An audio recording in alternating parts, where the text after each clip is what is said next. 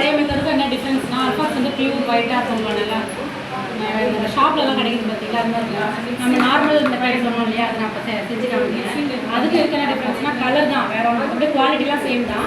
Colour வந்து கொஞ்சம் pure ஒயிட்டாக இருக்கும். அது கொஞ்சம் ஒரு க்ரீம் ஆஃப் ஒயிட் மாதிரி தெரியும். இது அப்படியே இருக்கும் 1 year ஆனாலும் அந்த கலர் சேஞ்சஸே ஆகாது. ஆனால் தண்ணி தான் நீங்கள் ஆர்ஓ வாட்டர் யூஸ் பண்ணிக்கிறேன். இது எவ்வளோ நேரம் மிக்சிங்? இல்லை இது 10 minutes நல்லா மிக்ஸ் ஆகிடுச்சுன்னா